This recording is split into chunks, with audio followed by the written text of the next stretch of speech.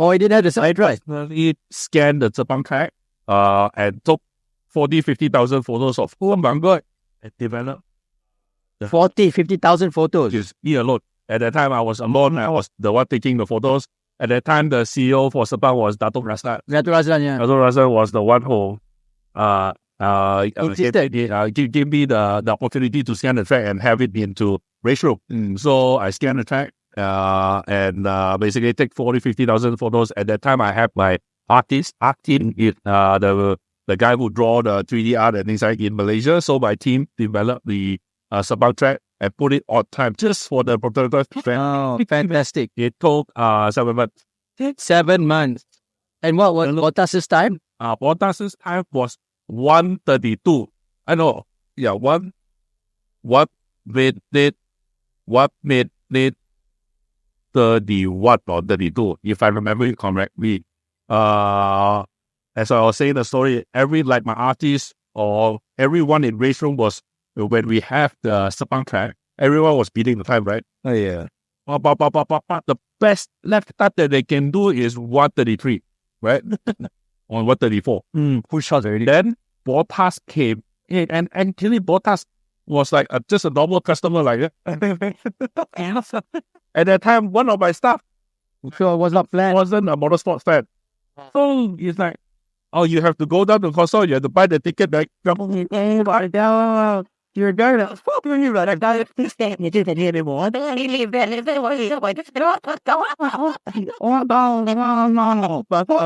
jokes aside, but to be fair, he wasn't a motorsports fan and he was like a part-timer. So luckily, my actual staff, saw Bottas and said, no, he can come in. Luckily, my other staff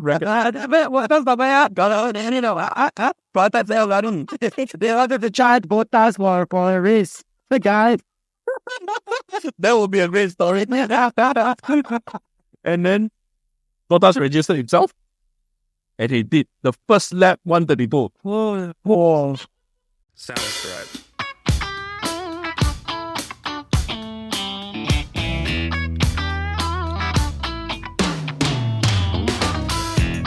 Hi guys, welcome to episode 14 in Paddock Show. My name's Harris. I'm Kumar and I'm excited today to be here at Race Room with two of our local simulator providers, Mr. Jason and Leon. Welcome on board. Thank you. Nice to having you guys today. Well, Alright. I'm taking John. Okay, so Race Room. Okay, what is the idea behind Race Room? Idea behind race room is so that everyone can race. Our mother company is actually KW Suspension. KW is the initial of my business partner, Klaus Wolfart. He's a German. Initially, when he bought the simulator software company or developed the studio, is to also promote the suspension. But one day, after a couple of years of developing and things like that, and then our colleagues, forced him to race together because we are waiting for dinner. So he's like, oh, I don't know what, I race a real car. I do this to promote the suspension. Yeah.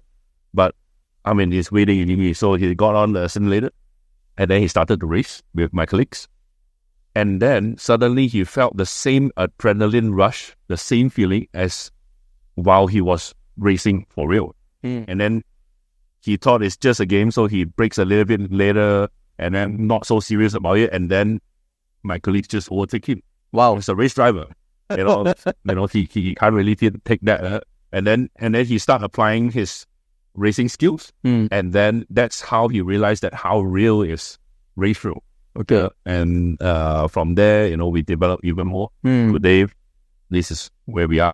So I think what excites me about sim racing, I think if we rewind 15 years back, Kumar, Leon, I don't think there was such a thing as a simulator. It will probably be within the big teams or the racing teams where they use the drivers to train them to familiarize with all the tracks. But now I think the industry has evolved to normal public experience. And I think this is where Race Room is fantastic. Yeah. And I think we should have more of this in the near future. Kumar? Right, Jason, just a question for you. Yeah. So as a person, personally, Yeah. how do you find yourself in comparing simulator and also the real life racing? How does it, applies from virtual racing to on-track development? Yeah.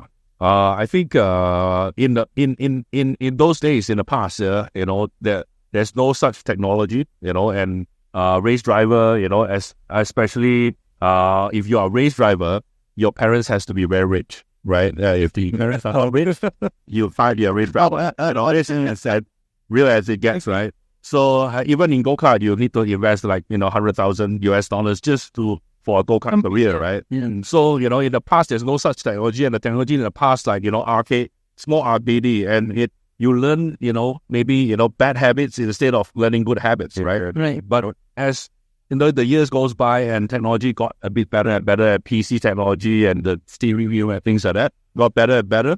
And that's where we blur the lines, between virtual and reality. Okay. And that's why you find, the famous GT Academy story, right? Yeah.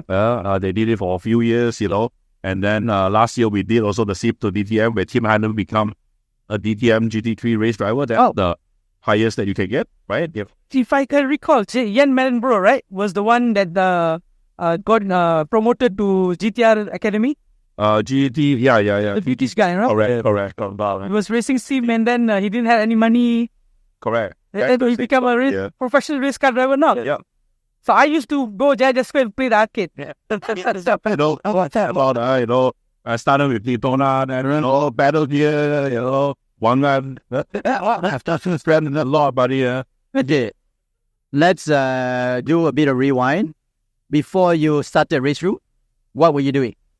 Before I was Race Room, I was a games distributor. With my ex-business partner, we distribute console game, Xbox, PlayStation. That's how we started. Actually, my business partner started the video games business way before. Like he was distributing Micro Juniors, PS1, PS2. You have bought these consoles before. You are indirectly you are our customers. Yeah. We supply to the whole of Malaysia. Wow. And of course, physical games. It's I think it's not very interactive. Yeah, I mean, it previously it wasn't interactive because internet wasn't that fast in the past, right? And the paradigm shift actually came in the PlayStation 3 generation, right? That's where internet got fast. That's also the generation where no one play how to say, $5 games anymore. Like fake games, like you have to play original because you need to go online, right? You need your PSN account to play with your friends, I think this was the very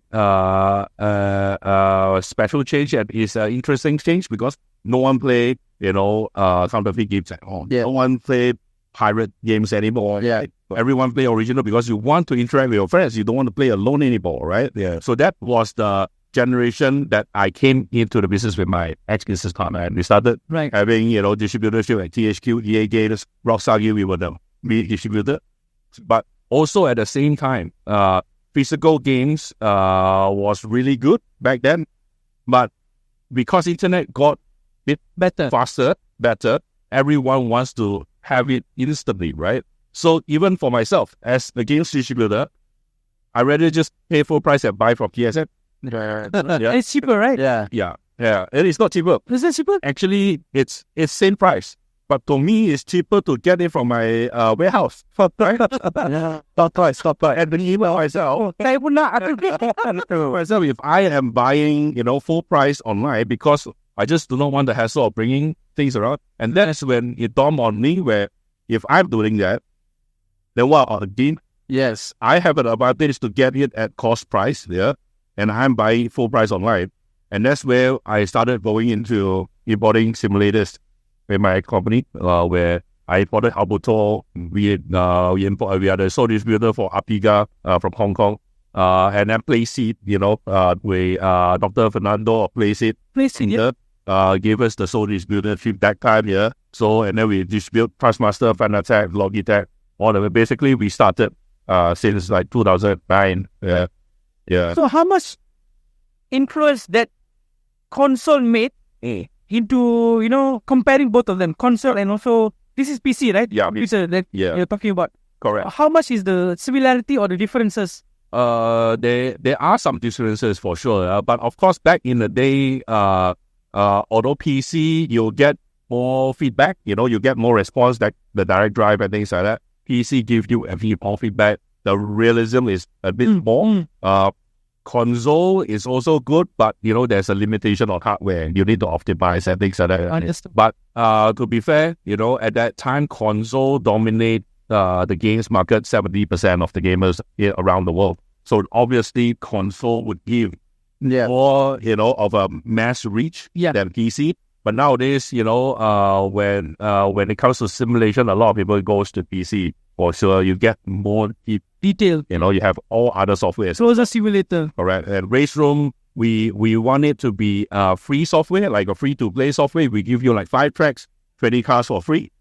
The rest of the content, you can test drive it before you buy it, And when you're buying, correct. That's the best there.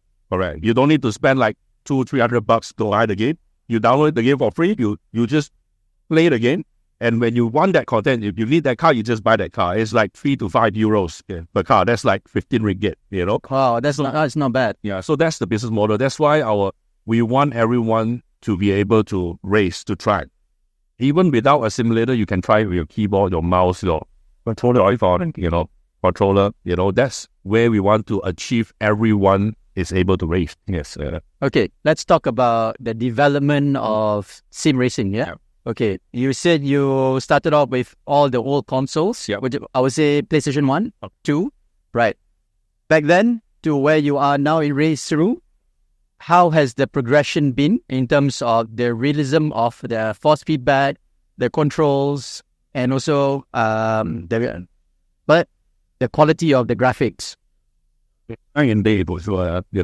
This past 10, 20 years has, video games has gone from nice to have, nice to play, but now like you can't even differentiate the graphics anymore. Nowadays the feedback is way better, the hardware is way better. Last time when we do like PlayStation, we have our G20, just 2 buttons, simple days, just 2 buttons. And then G27 Logitech, you have 8 buttons, solid buttons, I mean, it is also good. It is a good starting point, and you still have some feedback and things like that. That's how I got started anyways, So, and now you have direct drive, you have like, now Asher develop steering wheels for McLaren.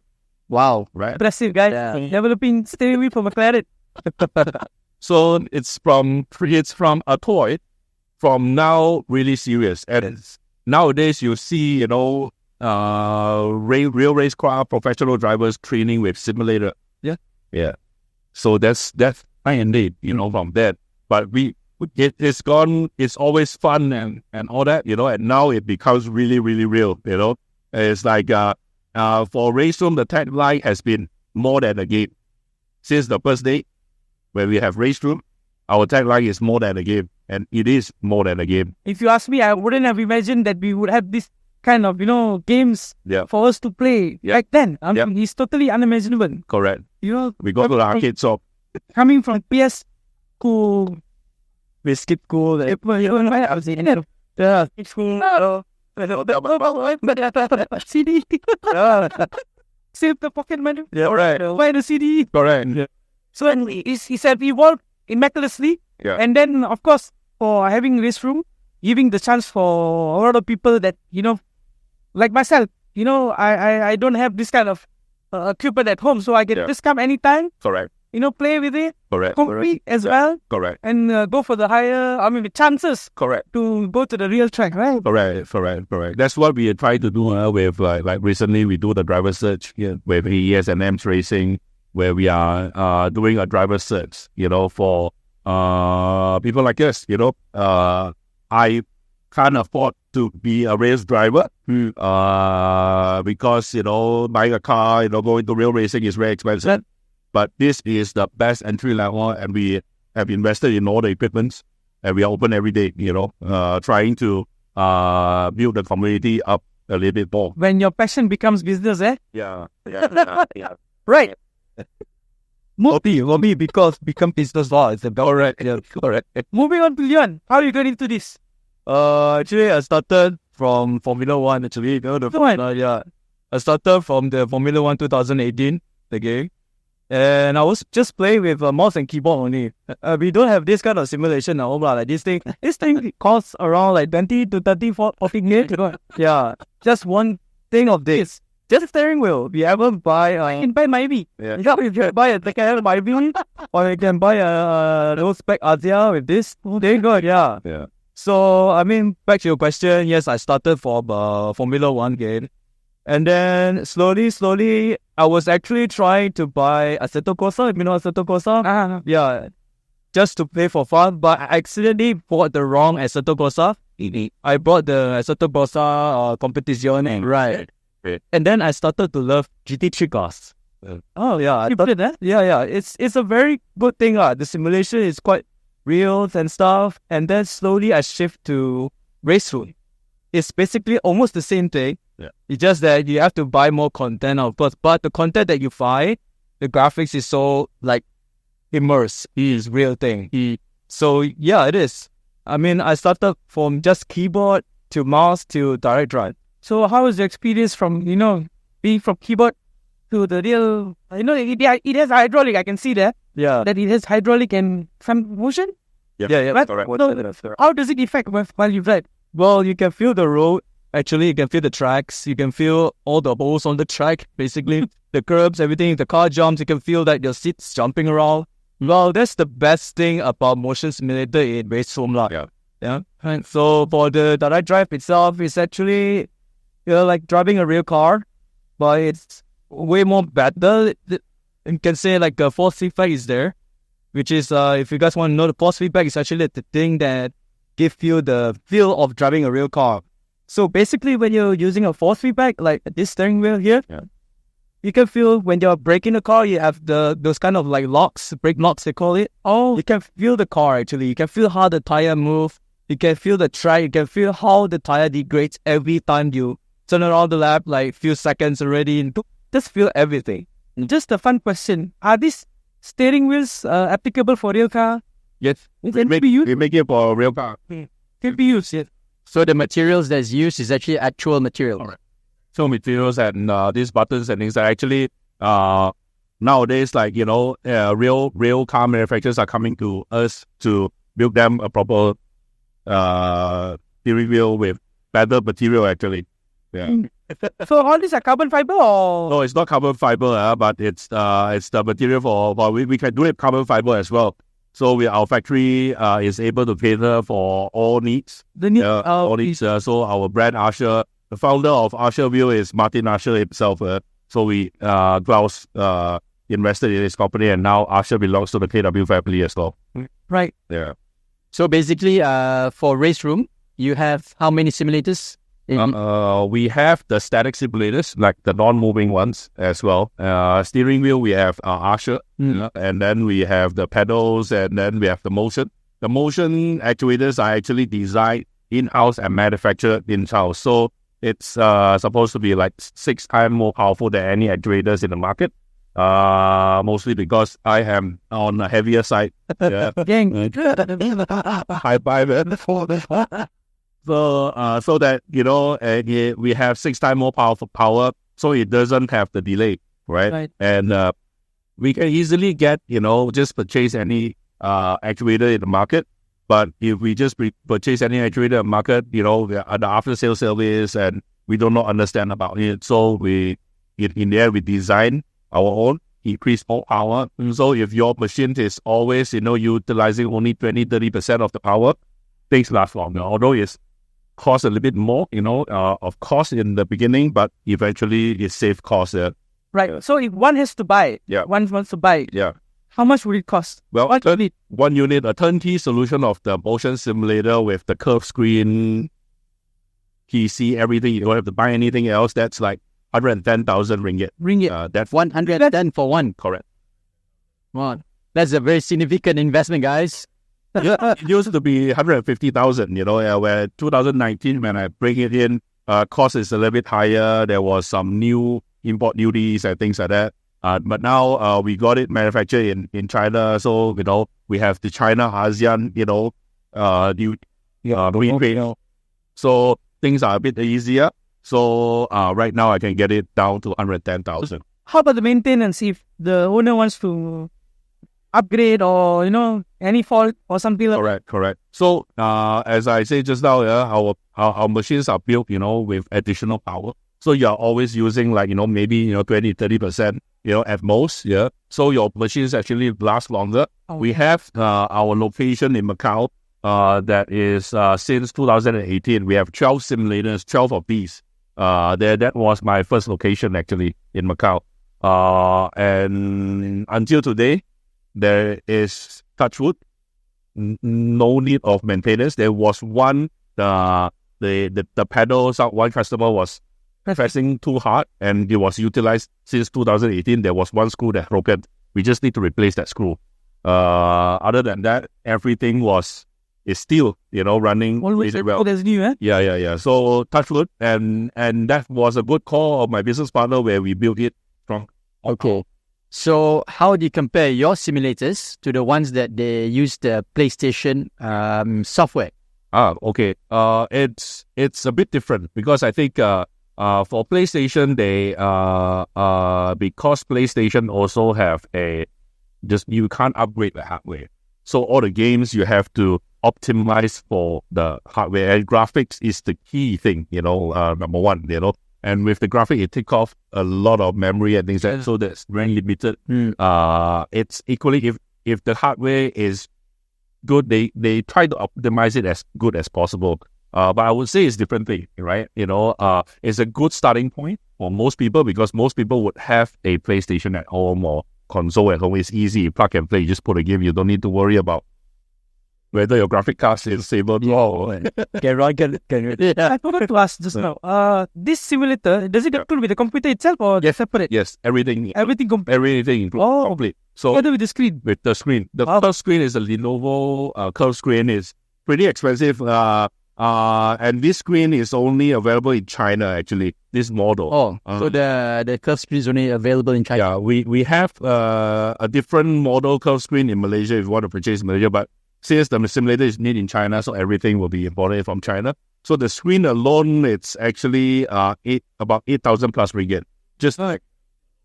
So actually, that is just this is just the creme de la creme version model. So you get a curved screen and things like that. We also have options of a triple screen. Which triple screen, yeah. It's slightly cheaper and things like that.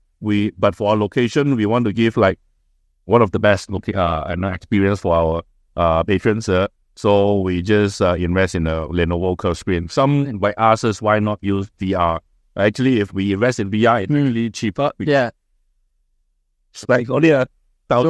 So, for this system, did you design it yourself or did your technical partner design? It's designed by KW, my colleagues in Germany.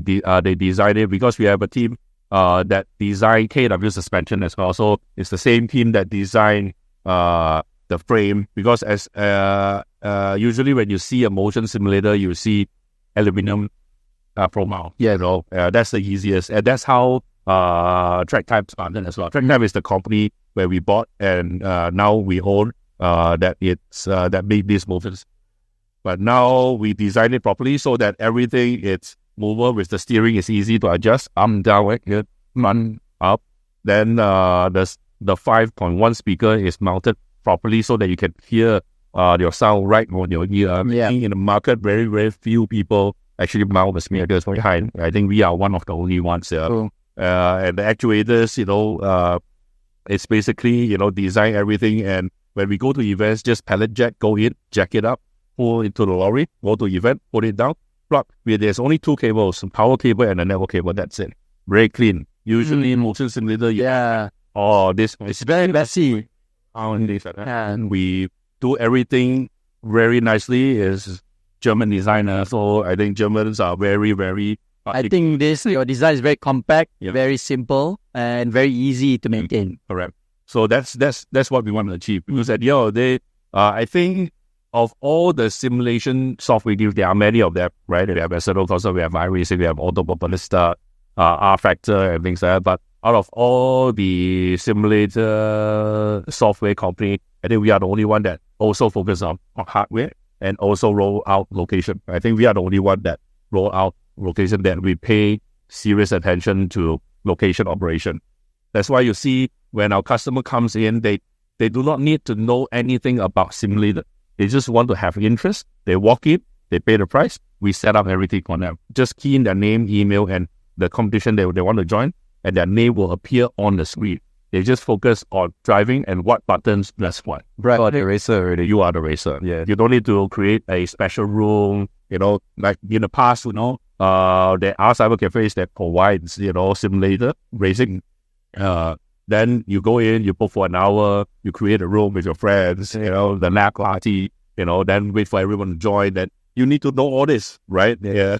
But now with Race Room, you just walk in, you pay, you race, and have fun with your friends. Yeah. So, how much have you guys grown since you established in Malaysia or Asia? Yeah, in Asia.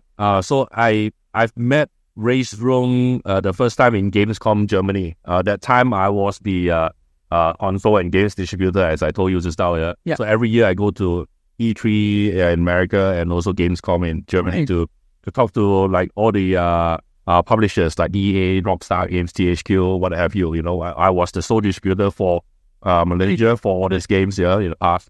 So initially I was at the Trustmaster booth, actually. Trustmaster. Funny story, I was at the Trustmaster booth, trying to renew our sole distributorship and maybe, update and maybe, the what kind of marketing, supporting givers and things like that. And at the booth at the same time, there was Race Room, what my colleague in Race Room, in the past it wasn't colleague. I don't even know Race Room, 2012. Yeah, so Oliver Class, and that's his name. So he couldn't really speak English. So he passed his business card to the counter lady and asked the counter lady to pass the business card to me. When I got, Oliver Class, Race Room. I thought Race Room was just a hardware seat manufacturer, So he said, come to my booth. Come to my booth, right. And then, I'll show you what. But I was thinking, like, you can't speak English, I do not know whether I can legal, but anyways, I'm there, So, long story short, after my meeting with Trustma, I went to Race Room booth, and that was the only year that Race Room did a big booth. And when I go there, I saw that, wow, Race Room is not only a hardware manufacturer, they own a software, they have an integrated software and a whole ecosystem to tie everything in. Because in 2012, although I started importing simulators to Malaysia since 2009, but at that time when I did, we sold like, the static simulator like Malaysi, Apiga, etc. We sold like 200 simulators a month. That was good business, right? Yeah. And I started to go to shows, BMW and things like that, right? And then suddenly, a lot of marketing company and other people start to buy simulators from me and do the shows themselves, because it's easy to copy. Yeah. They just need to have a simulator and a PlayStation, put a CD, run. Yeah. But when I saw Race Room, I saw an opportunity where this is something that no one can take away from me. Yeah. Because when so you have the commercial rights. We have the commercial rights. We have the software. It is an integrated software. It's the Race Room for events and location software. We call it the EVO software. EVO, EV means events. O means operation. So it's the EVO, so Race Room EVO. It's a commercial software. It's different from the one that you download from Steam online. Yeah. So this is operation. That's where I saw an opportunity, and that's when I became first a customer of Race Room. I import. So basically that this hardware or the system that you say, it can't be sold to anyone else? We can. For a monthly price or yearly price because if you are operating on location, then with our EVO software, it's perfect. We help you, we automate everything. Like my location, we have 16 simulators. Sometimes I just need to have one guy to operate all 16 of them. Everything is automated, including automated broadcasting, automated leaderboard, everything. Everything is done automatically. All one set. All in one. Yeah. So with the with the software on Steam, you can't do that. Yes, correct. Yeah, you gotta click, select the car that you want, and we are consumers, lah. Yeah. Like Leon was telling me earlier that you guys have branched out. Correct. In Malaysia as well. Correct. So what are the locations where the fans can go and enjoy their simulator? Yeah, we started in Ara Damansara, and then now we have it in Jurong Auto City as well. So it's Jurong Auto City, Penang. Yeah. Oh, nice. 6 motion simulators there. and 4 static ones, if they want to just do entry level. We have a small location in UKM University in Bangi as well. But these are 3 main locations in Malaysia. We have in Macau. Macau is one of the best location that in terms of ROI. Actually, in Malaysia, you get to try the most affordable price in the world for 30 ringgit for 10 minutes. In Macau, it's 150 Hong Kong dollars 8 minutes. Oh my God. That's expensive. 100 ringgit for 8 minutes. But, Macau is a different. Yeah, Of course, in Germany as well, for 10 minutes is 20 over euros, which is the same price, 20 euros there. So in Malaysia, I want to keep the price affordable so that more people would be able to try the sport. Yeah, as I wanted to say, people out there, they don't know all these kind of details. Yeah. So they should be aware that it's not that expensive. You can just come over and try these simulators. It's 10 minutes or 8 minutes? 10 minutes. 10 minutes. 8 minutes over there. And then you get to feel the real simulator that the drivers drive for their own training purposes. Correct. You get to feel it, the hydraulics, the pump, the feel of the throttle, the braking, everything. It's almost real, right? Yeah, correct. What's the minimum age limit for your simulators? There's no minimum age limit. Oh, really? As long as they can reach the pedal. We have kids that are like 6. Oh, okay. So children can also attend to that. And then we will add kilos, to the seat, and then we can adjust the steering wheel more towards them and the pedal right over. Okay. So we have very, very small kid, 6 years old coming over because the parents want to develop them as on the project was stuck in go-kart. Yeah. So simulator is one of the options, and that's where we create. Also special package as well. We have the all you can eat, all you can race. 150 ringgit you can race all day. Oh my God, that is good. So that's good. Yeah. You can go. No, because people like Kumar, if you put him there, I think 10 minutes will not be enough for you. So I did all day. So we have the all-day pass. We have all-day pass. We even have member reload package where if you reload like $300, we give you extra 100 credit. Reload $500, we give you 200. Reload 1,000, we give you extra 500. So you're like getting 50% more than, and then we have the all-day pass. If that's the case, we don't have to buy a simulator. Exactly. That's exactly what I told my customer. It's the most affordable in Malaysia. Since you are in Malaysia and you are in KL, you don't need to buy the 150 or 110,000 simulator at home where you just race alone sadly. Yeah. Because bring your friends, your family, everything here, party here, everything here, and it's 150 ringgit per person. Any idea that you guys are developing a campaign or program that allows kids to develop their skills in simulator and also become simulator champions? Is there anything such as? Yes, we are currently with a few partners that are doing that as well. They are also training the kids on the go-kart as well, and that's where they want to also get the kids to start with simulators, also like Hot Rocket is one of them as well. Hot Rocket, Hot Rocket is one of them as well. They also do monthly car classes and competitions as well. Yeah.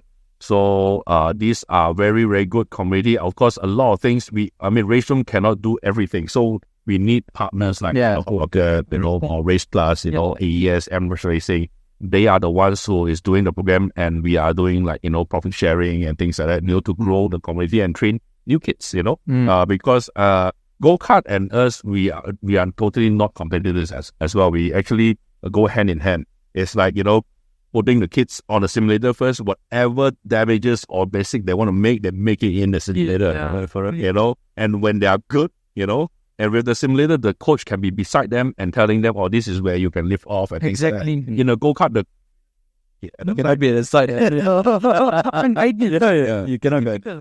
And when the kids damage the go-kart, they have to pay because when you go to go-kart, although it's like 80 ringgit for 10 minutes, if you damage anything, you have to pay. Well, it's not cheap. It's not cheap, man. Yeah, right. So we are actually protecting the customer and also the location operators of go-kart that for lesser damages and lesser That's that an just awesome- in bodily involved even the car. That's an awesome foundation, bro. I really loved it. And as I remembered during the COVID time, Yeah. I used to watch race from races Yeah. live. Correct. With all those professional drivers as well. Correct.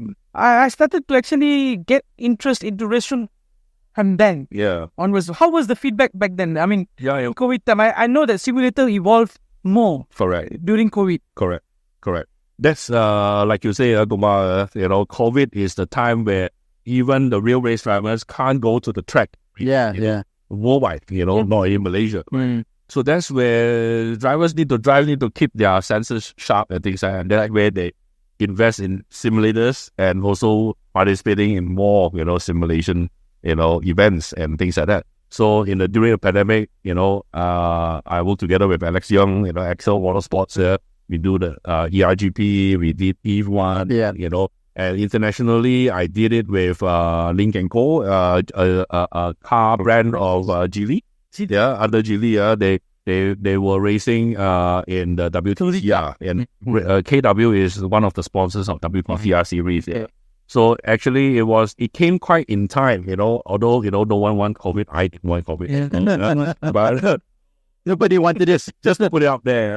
But at the end of the day, I think WTCR 2019 we did like almost like a World Cup for lack of a better word, World Cup of WTCR. So every country sends their best drivers through our leaderboard qualifying. We have people from Argentina, we have people from Germany, America, Russia, Asia, around the world. All 13 drivers flew to Malaysia. We put up a cash prize of 25,000 euros. Wow. Yeah, Oh, that's a lot. Yeah.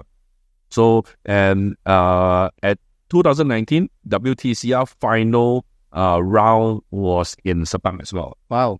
So happened because every year it's supposed to be in Macau GP. But 2019, the last round is Sepang. So wunderbar, very good. Everyone comes here. We had a location in Mid Valley on the top floor at the VR park called the Rift. They're no longer there anymore. But we did that. 13 drivers. We thought only the sim racers would be interested.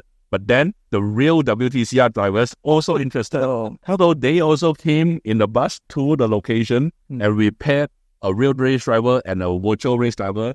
It must be a heaven, bro, for you. Yeah, exactly. Yeah.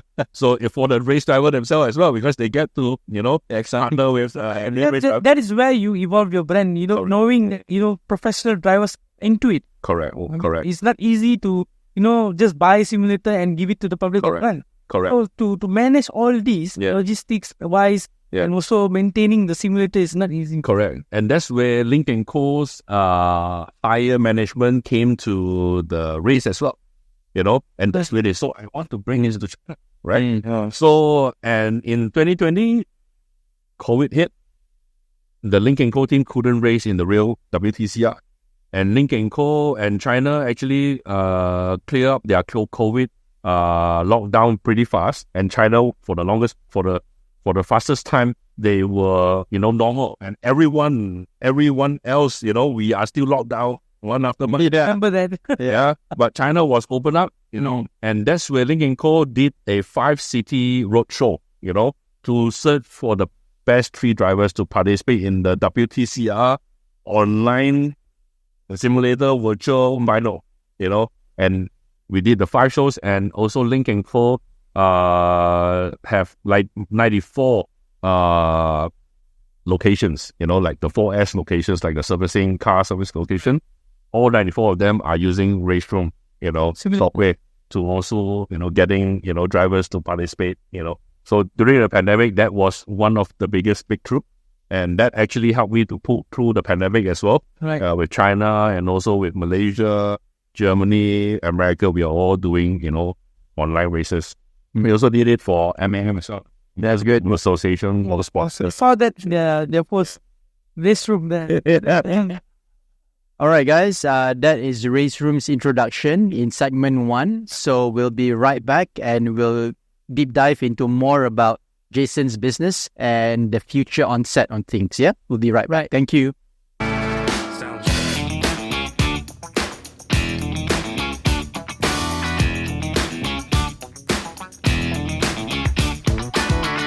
Thanks. Hi guys, welcome back to Paddock Show. With me is Jason and Leon. Okay, so we've briefly covered about race room. Yeah. So let's talk about another thing that I'm interested in doing. Esports. So how do you see esports evolving in Malaysia? What's evolving?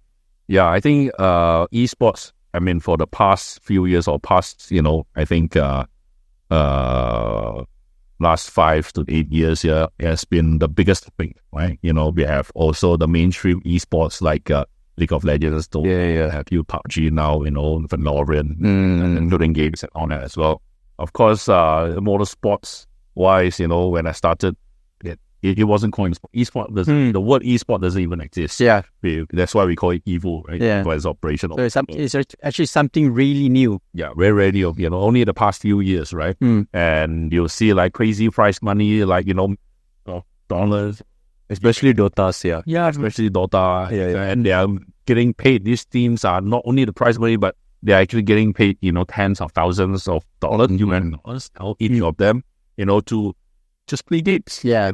And it's like this is like the next generation of athlete, right? Like previously it was like the footballers, trying to be, feed inside FIFA or whatever. And this is like, esports is also a sports, but, on the virtual world where you might see, people with lesser muscles. Heavy metal, huh? Yeah. Heavy metal. Heavier weights. But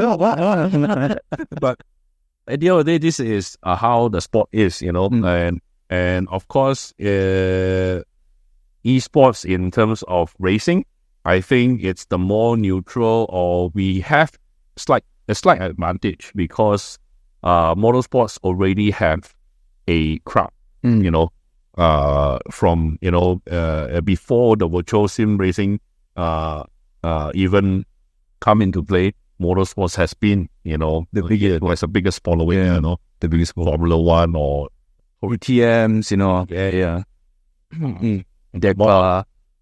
So these are already crowd that is already crowd, that has been, following racing, and now they can be in racing.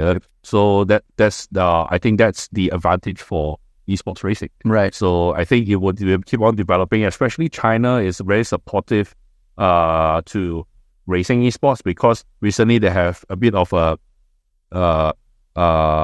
not problem, but seeing shooting games like not really healthy or really development, and they and that's why they want the shooter games to instead of red blood, blue or white, whatever, so that it is not so gory, and shooting is not at the end of the day not what they want to promote, but of all the esports, and this is one of the note that I always emphasize, of all the esports in the world, racing esports is the only esports that you can transfer your skills that you acquire from racing esports to the real world. Right. Agreed. This is the only esports that you could replicate your skills from virtual to reality. So, if a racing driver were to develop their skills via your machines in race room, are they able to translate their performance right to the racetrack in real life? Yes, we have proven it time and time again. In 2018, we did a virtual to reality test in Malaysia. We worked with Sepang players to basically do a virtual driver set. And at that time, I think High Ref was the team who would pay for the simulator, driver, to become a real race driver. So that year we did the selection, and we selected top 6, and basically, evaluate them, and which of these top 6 it deserved a seat in the season. At the end of the day, Adi Rahimi and Angelin Lee was the one who became a real race driver. Wow. Adi Rahimi, in his debut race, he was the overall champion.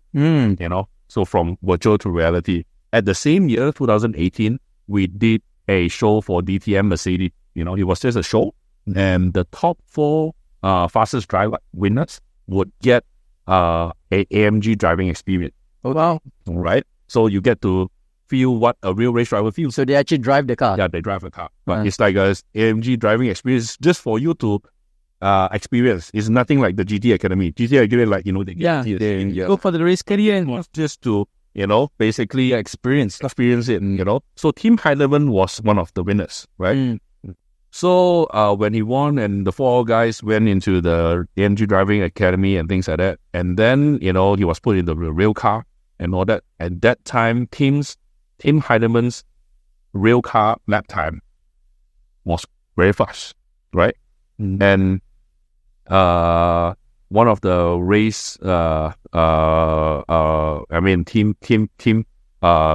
team, you call it team, the team principal, saw Tim's, he couldn't believe it, and asked him to, go on the car again, do 2 more, I want to see your lap time. And he actually, surpasses, what Real drivers that actually there's one driver that he wants to sign, and then Tim is faster than him. Wow. And that was the beginning of Tim Heinemann's real racing career. He wasn't supposed to be selecting him to be on the real race. Yeah. It was just an experience. Yes, experience only, but But he was a kampung boy, we call it kampung boy here, right? Kampung boy, parents no money, no way he can be a real race driver. And he did very, very good, not accident, but he was really good, but he was given an opportunity. I think he was prepared, all his life he was the fastest race driver in race room. You can see either Tim Heinemann's name or Julian Kunze. These are the two names always dominating the leaderboard, but Tim Heinemann, last year, he became a DTM race driver and GT3. That's the highest that you can achieve as a GT driver. right. yeah, correct. So looking at the progress, how is government looking at it? Does it have any support towards this? Do they give you grants? Do they help you financially?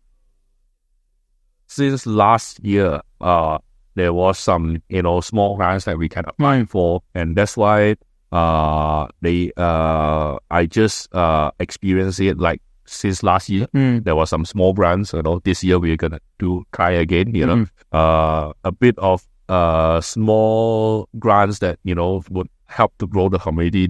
Like we are doing every 2 months we are doing an endurance race. Yeah. So this endurance race, because we know that in the market there are so many serious races, and everyone is organizing it. And of course, Alex Young is organizing a very, very high level. Very, very, everyone have to be very, very vigilant, or at the end of the day, expanding the rules and all that.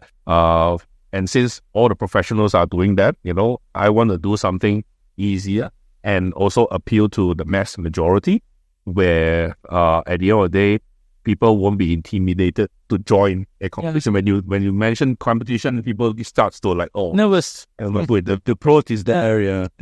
And instead of doing a normal competition, I'm doing an endurance race, because you need to participate with a team of 4. And actually, it was just a test for me. When I started doing the endurance race, I say, how would it be, if I do an endurance race and each team have 4 people, and I think that would actually, build the community, even better. Yes. Because instead of, I have 16 simulators, instead of 16 people coming, I have 64 people coming. Yep. Times 4, right? And it was just a test. And then I said, do it anyways. I hope someone will sign up. And luckily, we got full house. Wow, that's very good. 64 packs. And since the first round that I did, every round is full. And the one got late there, I said, you have to join the next round. Yeah. And I see some special magic where usually racing is very selfish. You keep all the skills to yourself. Yeah. But when they are a team, They share. they share information. Yeah. Bro, you have to do this. That's how I beat you all the time. A lot of things are coming on. So, yeah. Like you said, the teamwork, right? Yes, correct. Of course, these simulators are not easy to drive. Yeah. In a way that you need to do setup manually and stuff like that. The tire pressure, the gearbox, everything plays a part. Which for the endurance, I eliminate all this. So you just Adjustments of the car. I want you, as a new guy who is driving the simulator. So you even out the playing field. That's nice. Everyone is fair. Fair. So just down to driving skills. Enjoy it. I want people to enjoy that time, right? And I also provide some makana and some, Because that's one of the reasons that my friends that who wants to experience simulator, they are afraid of. Correct. They say that, maybe there's no traction control and then the brake ABS is not there. So they hesitate to compete. So since we know that it's in equal playing field and then everything is even, right? Correct. Yeah. You guys can join. I mean, Correct. Everyone can there's join. no issue with it. That's the reason why I create this endurance rigs. Is for everyone, even though it's a first timer, all you join and have fun, and we give you medals, and everyone have a prize. It's like you have a prize, everyone have a prize. Of course, if you are the free, you get That's like, obviously, I think you will get a champions, right? a trophy, and then everyone else, even though you are the last team, you still get 3 sessions for free. Yeah. Nice. So, and the joining fee is actually nothing. Cheap, very cheap. And we provide food as well. So it's like 120 ringgit for early bird, Wow. and 120 only. and racing for 2 hours racing. with your team. And you can come earlier to practice as well. So this is almost half a giveaway, But I want to. Okay, I cancel my PS5 purchase. Okay. Do you open booths during MotoGP or Formula 1 back then? Yes, actually, Formula One back then, 2017, I did the show for Petronas. Every year, we do shows for Petronas before the pandemic, where they rent the simulators for us, and then we do competitions and things like that. So we still do the shows. Of course, after pandemic, I think a lot of companies are still very careful about their spending and all that. And that's why I opened up my locations. Yeah. Basically, we have partners like MOL, we have partners like, KBS. also other companies that give smaller sponsorship, and we are able to do like endurance races. Yeah. And like Monster and Spitzer, they are also sponsored. Because to me, right, for me, esports or simulators, right, is downscale cost of getting involved in motorsports. Yeah.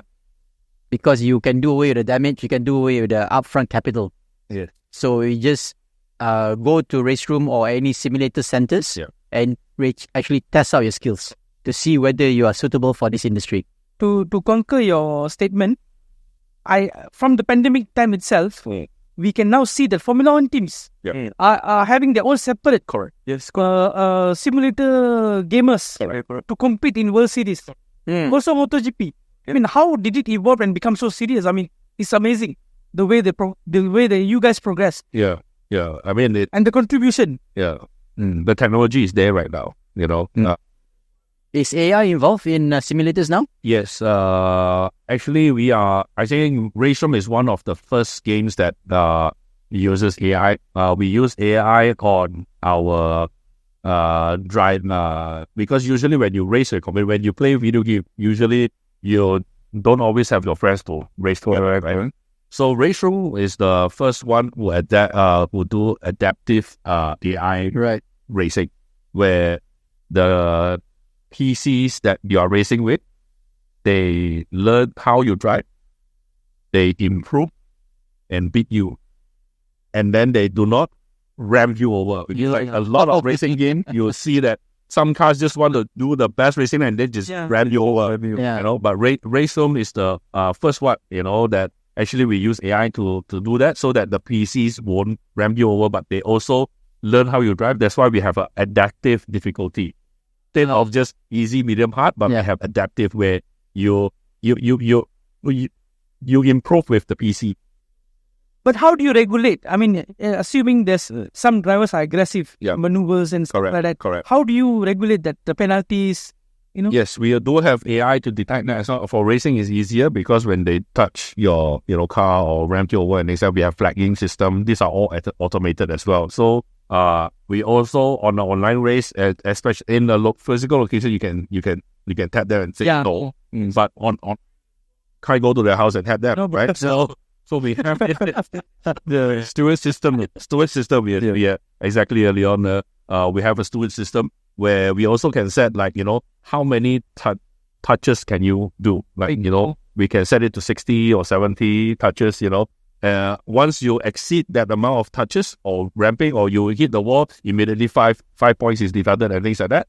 So this will give you the flagging system, black flag. And then if you knock them and then you overtake, then you have to have the slowdown penalty and give back your position, things like that. So these are all AI, including the broadcast as well. I think we are also the first one who did use a bit of AI. Live broadcast, where once there is a multiplayer playing, our camera is able to focus on the most exciting parties. Yeah. So when the car is, it's very easy for racing, because the closer the gap of the cars, that is most likely the most exciting ones, right? And then it will change the camera angle to rear view, nose view, and all that. Wow.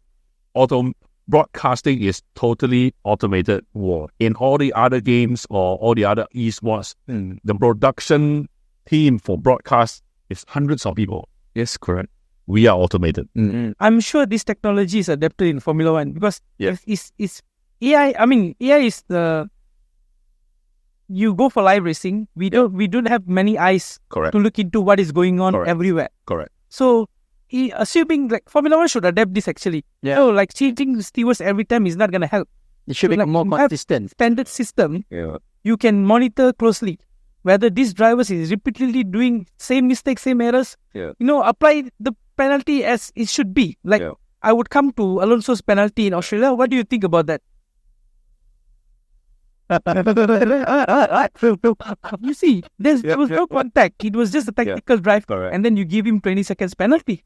But if you have a standard AI stewards, as like we mentioned, that would solve the problem. But to be fair, physical racing is probably a bit more difficult than virtual racing, because from the object we are able to detect all angles, right? That's why we can implement the AI, where the car did touch or not, But for physical, you can only depend on The reviewing. the reviewing. So I think for physical, I think it still needs human eye, to actually do it. I'm sure there is a way to use video, to detect.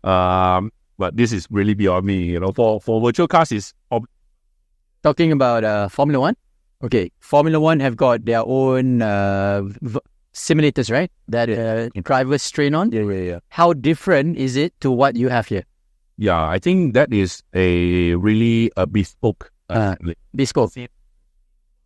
Oh, you've seen one. Singapore, one of the billionaire's house. I couldn't mention his name. Okay. But he has a really life-size F1 car simulator, and the actuators and the screen do everything. So it's like, Damn. You really inside the car.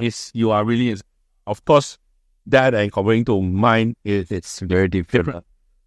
Two different worlds. It's two different worlds, because I think that is actually adapting to a bespoke system for the Formula One drivers and for the teams themselves, And but the billionaire just have it. He doesn't drive it. So there's an actual car, from Formula One team. What's the cost of that? Millions. Millions. Damn. Million. Red Bull, I think, got do one also. Yeah. That is production-wise, right? Production-wise, I remember Aston is doing, Red Bull is doing, Yeah. Correct.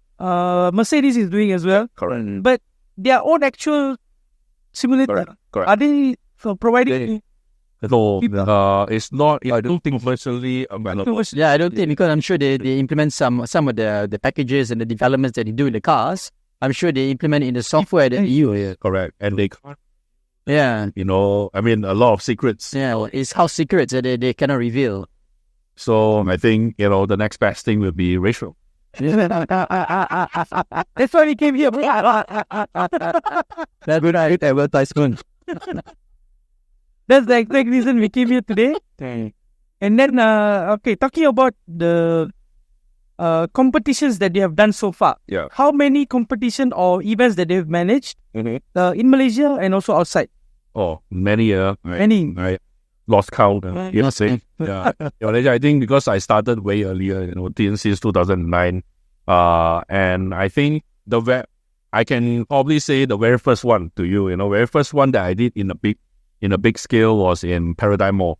In 2015, that was the first time ever anyone actually in Malaysia, even in Germany, saw 10 simulators, on live, in the center stage, in the concourse of a mall, competing with broadcast, AI broadcast and everything, So there were 100 participants, back then, 100 participants, and most of the sim racers or veteran sim racers today actually started exposing themselves to simulator in 2015, like the likes of Ayman Haziq, Amir Haziq, and Muhammad Taufik Mohin. They were there in 2015, and like Taufik and all that, he was just a go-kart driver. I mean, he raced go-kart. He never touched simulator before. That was the first time, and that's, I think, most Malaysian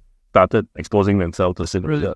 And from then, that's why my business partner Klaus, the founder of KW and Racing, started seeing what I did, and he was surprised, that at that time even Germany do not have such a big scale competition, and little guy or not so little guy in Malaysia did it. And 2017 he started to invest in my company, and we call ourselves Racing. Have you had any actual racing drivers come and try your system? Many. Even back then in 2008, 2009, the first guy who tried on my race room simulator was the former F1 driver, Kobayashi. Okay, Kobayashi. Oh, Kobayashi did it. Okay. Yeah. I was very close to Renault, and also the general manager. So we did shows for Renault a lot of times, renting my simulators, said that. And they were launching the Red Bull RS again. Yes. Car. Again, yeah. Kamui Kobayashi was the Red Bull, was the Formula 1. How was his feedback towards your system? Very good. Yeah. And actually, from the get-go, when I started, last time I used like other softwares like Gran Turismo and GT, GT and all that, right? The realism is not there, right? The realism, I think, different. But since when I started using Race Room, I find that real race driver could handle Race Room right away. It's like go to that. Okay. So the adaptability is better. Because it's not much different from what they're driving in reality. One of the reason is that if you put some thought in it, of all the simulator racing software, we are the only one that is owned by a KW suspension. We actually build real suspensions for race cars and normal users. So for your software side of things, do they have constant updates every year or every period? Yes, every now and then. Yeah. And that's why our business model is a little bit different. We don't sell like one game. Like this game is Race Room 1, Race Room 2, Race Room 3. So we have a free-to-play software that we can download anytime. And this is the only software that we have. We do constant update on the software. That's good. Content update and things like that. And once you buy the car or buy the track, you own it for life. And we won't have a Race Room 2 or 3. KW have got their own development team. Correct. In Sweden, our development team is in Sweden and Macedonia. For the Race Room side of things, we have a studio here in Malaysia as well, doing graphics and things like that. Now we also have a team in UK as well. So Sweden is the main studio where we develop all this. Right. Yeah, correct. So another question for you. Since you already venture into international as well, and then do you get any invites from professional racing teams to provide your simulator as a testing ground or? Many. If you look at our race room portal, there are hundreds of race drivers that are actually using race room and their profile. Exact unit. Exact unit as well. And also DTM drivers. And also a lot of drivers. I think hundreds of them. You can see their VIP profile on our portal. Wow. And you can see how many laps they have done and what completions they have done. So everything is visible. Just you can see which Leona Chin is there, Alex Wu is there as well. You can see their faces and things like all the race drivers' faces, and you go to our portal game.raceroom.com, you click on VIP drivers, then you see all the race drivers, professional race drivers that are using ratio. Yeah. If I were to ask you for one or two improvements that you would throw back at KW, what would it be? I think right now we are still using our proprietary engine. We are already in the development of a new engine, right? To have because currently we do not have weather, so there's no rain, no things like that. So it's just a dry track. Dry track. Basically driving dynamic. So racing doesn't have weather, So now we are developing a engine to support weather, and basically if we do shift the engine, it's basically creating another game. But rest assured, it's going to be the same game, but it's just swapping of engines. But it's going to take some time because we already have a very good driving dynamic software. Once we build the new engine, we need a lot of testing because we do not want to take away anything, good that is our original game. So it's going to take some time, but our team has already converted all the assets and things like that to be Unreal. So like Gran Turismo, right? Yeah. They have this collaboration with a lot of manufacturers. Correct. How do you cater that? Same. Do you I think if not, we have more. Actually. more? All right. We have about 60 over racetracks, and also 260 over cars. Different brands and things like that. So Race Room doesn't focus on just manufacturers. We actually focus a lot on race series.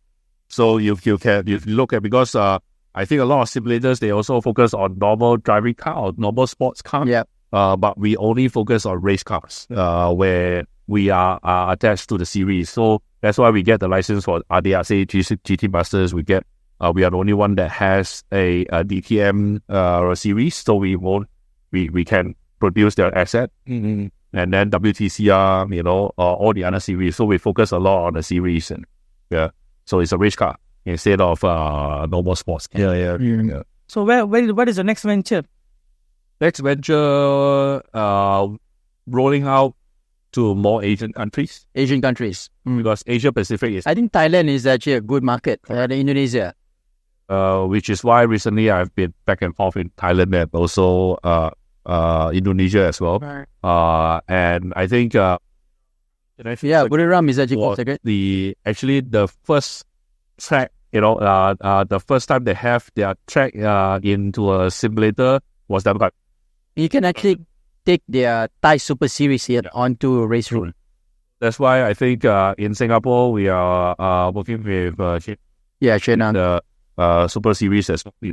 Yeah. So this year you can see our logos on his car.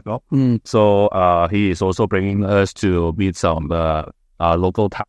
So you guys have sponsored a race team before? We don't sponsor race team. We sponsor race series. But with Shane, is my this. Right. We've done some business together and things like that, and with Rishu and all that. So part of the proceeds goes to his racing career as well. So that's considered our sponsorship because his sponsorship is about 20,000 C. Wow. So that's the same thing I am doing with Leona Chin as well for her racing career. So I took her racing in China recently.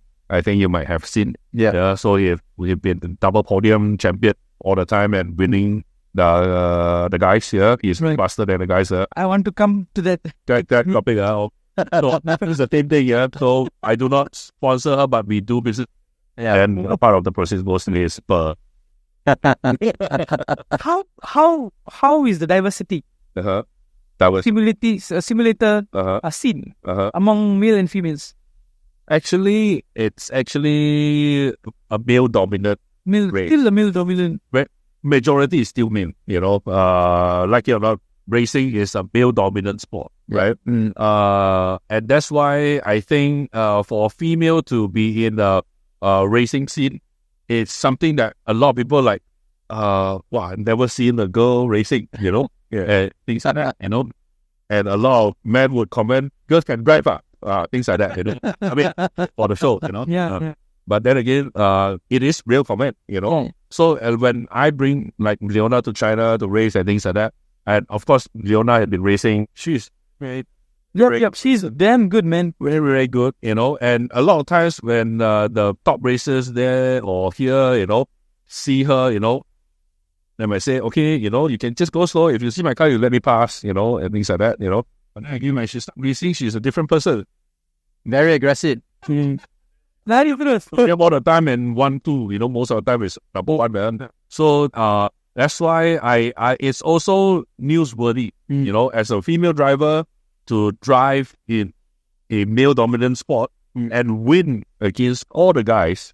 This is something that, Amazing. So would you encourage to the fans, female fans? especially female fans, female fans, explore cars, don't. There's the whistling at me. Let it run a horse's mouth.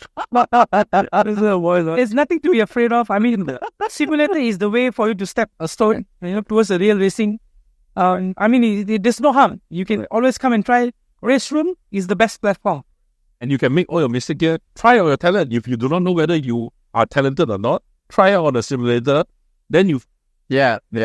If race doesn't work, you go badminton. Yeah.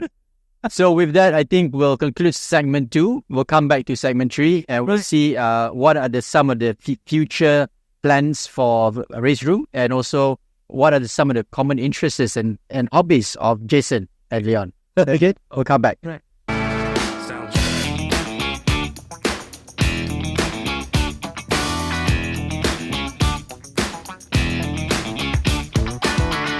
Hi guys, welcome back to Paddock Show with Leon and also Jason from Race Room.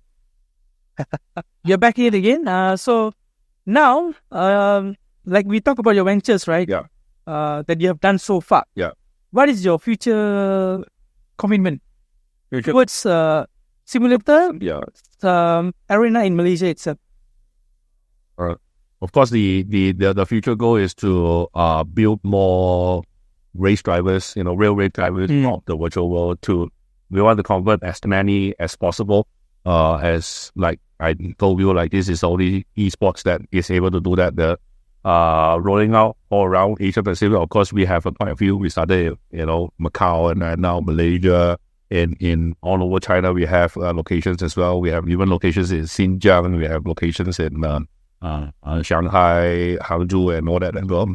So more and more locations now, because also there are more interest recently in the recent years as well in the other countries. So now we are talking to Thailand, Singapore, and also Indonesia. Hopefully more locations there. So I do more of these simulations. Looking at the expand of your interest in Malaysia and also outside. Yeah. Logistics is a problem, right? Logistics. How does it Yeah. hurt your? How do you manage? That's why I think at the end of the day, when we do, when we roll out race room in certain countries, we would like to ship the simulators in a container, right over there and have a local hero or local business partner there. And when it's there, they just run the business there and not bringing it. I see. Because I think logistic-wise is okay because our simulators is pretty compact and we just pallet jack go in and that. But then again, there's the freight charges and things like that, and we have to apply the TA card A, go in and out. So it directly go from China to certain places. China is our main manufacturing ground. Of course, a lot of parts and all that come from Germany. So Germany sends the imported parts to China. China develops make the frames and things like that, and then we ship everything from China. So we have business partner in the Middle East, we have business partner in Russia, we have business partner in America, around the world as well. So most of the time we are able to provide our customers. Like in 2018, 2019, Petronas have a show in America, in Houston, Texas, right? So and then they wanted to rent my simulators because I'm the provider for simulators for them.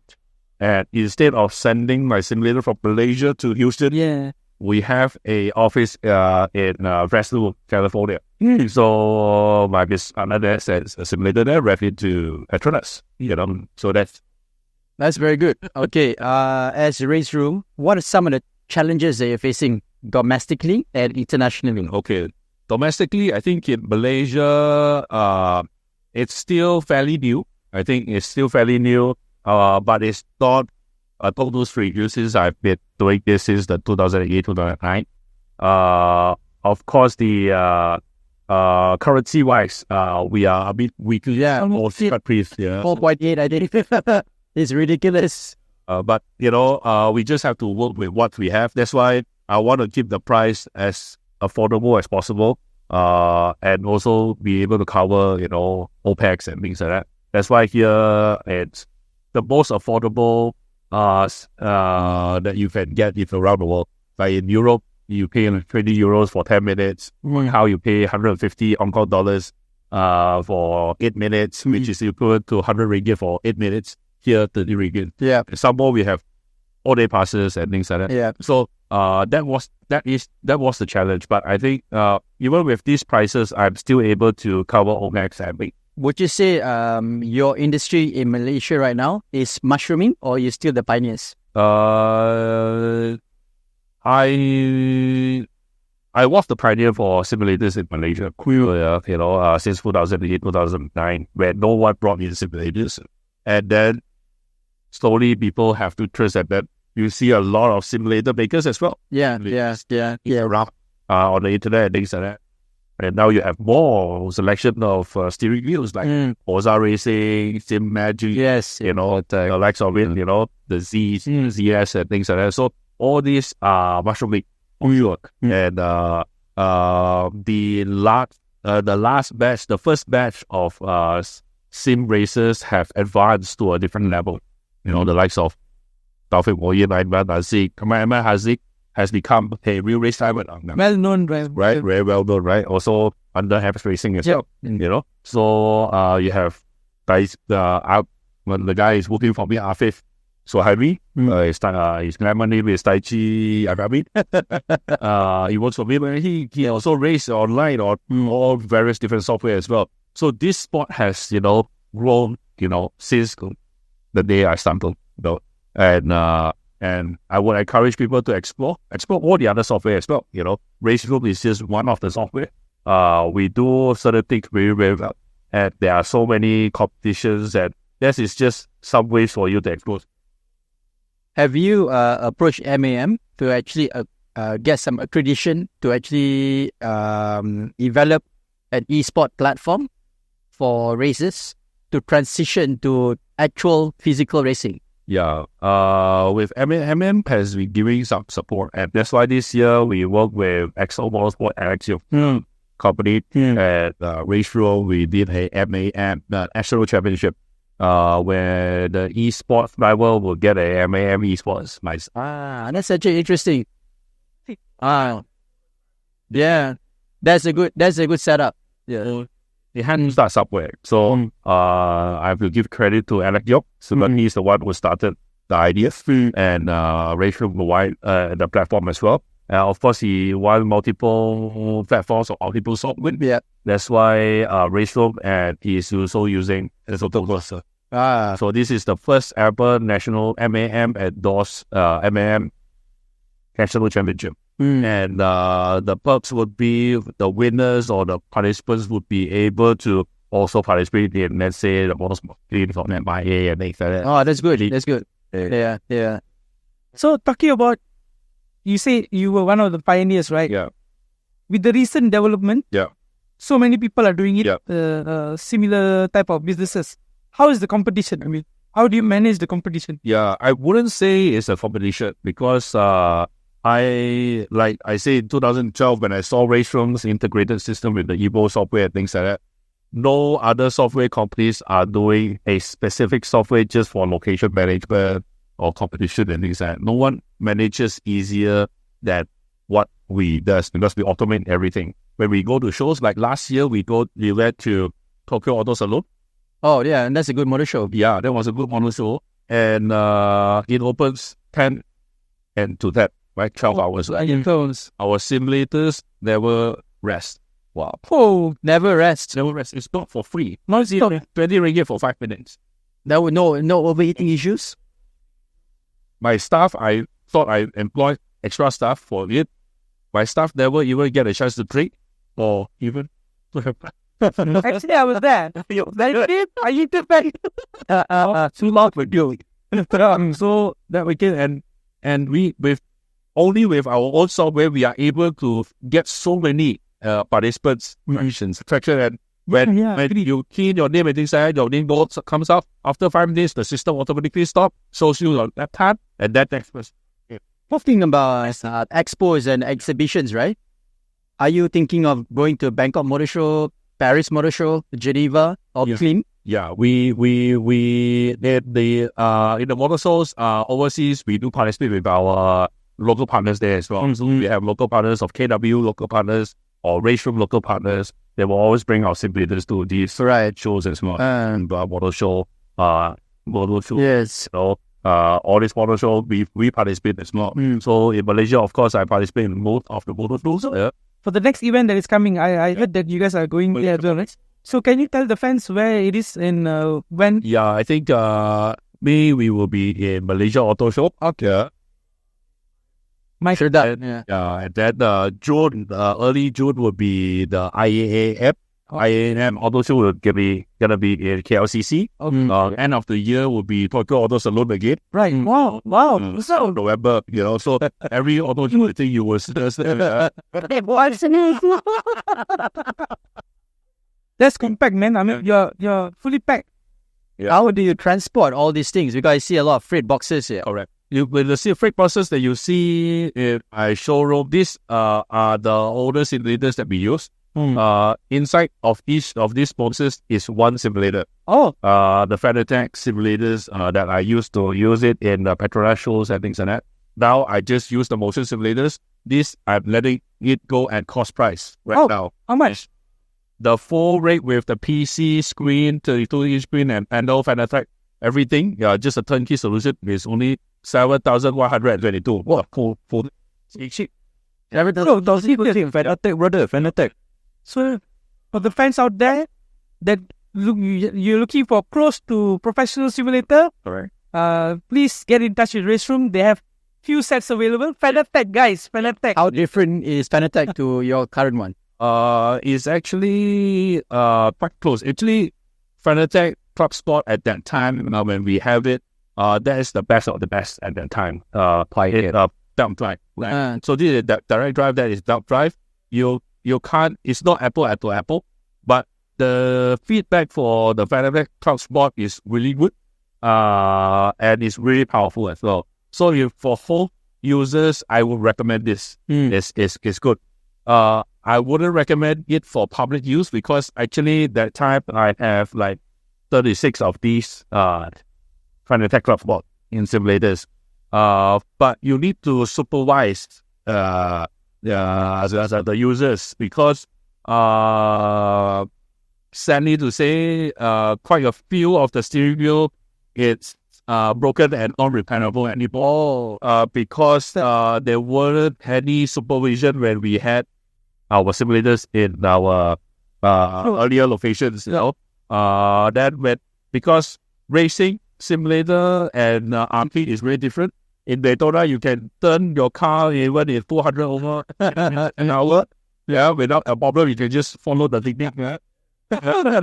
But here you need to brake and then turn. And most of the time, they say can't they turn a bit more because for belt drive, there's a bar stop. Yes. So they even kids stand on the plastic bro, and then it turns and then rip out the circuit board. Oh my god! So that's why we stopped using it. Not because it is not good, but it's good for home user because it's your own thing. Yes, you take care of it. You know how to use it. So for the ones that you are about to let go, are they okay? They're okay. These are the units that are okay. I think we have 15 units of them. Mass, those that are not repairable, we it's already written off. Right. But these are actually good units, usable units with the PC as well. Of course, the PC is last few generation, but it's still usable. Can convert to console? Yeah, you can convert to console as well. And all them. So get in touch with us. Sure. Race Room. 7,500 for real. 100. Oh yeah. Oh, that's start it. Start it. Start it. I'm getting low. So it's actually we calculate our You spent it past that. below cost below cost price. It's below cost price. Yeah. It's pre-low. Is that pre-low?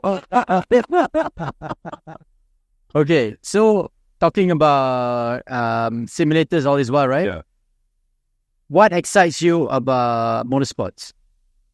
But something about motorsports that is really exciting to me is I think one of the first races that I've went on, the engine sound when I was there in Nürburgring, especially when I was in Germany, Nürburgring, in 2012 as well, I think September, where they were having the RDRC GT Masters at the VLN race.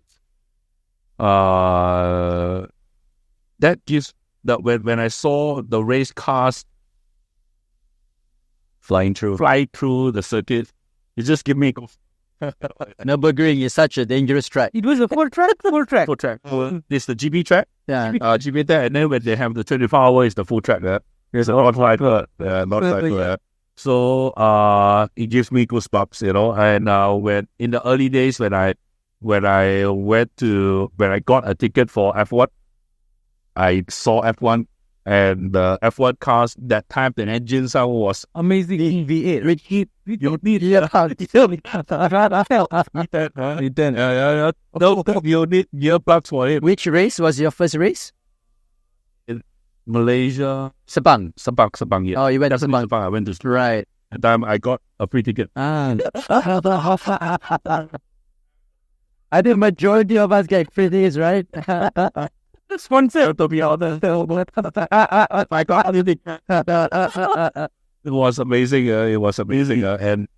And then in 2012, I went to Germany to saw the RDFC GT Masters and the BLN race. And DTM was happening at the same time. Yeah. And at that time, I saw DTM. The wing is also sponsored by Petronas. Yeah. All the cars are with Yeah. Petronas. So it gives me goosebumps. So motorsports is something that it's among all the games. I'm a gamer myself. I play other games as well. But after I joined a game company, like race room and things, I started doing games. I kind of have no time to play it. I still You just and I want to do business. I was in the count by vocation already. I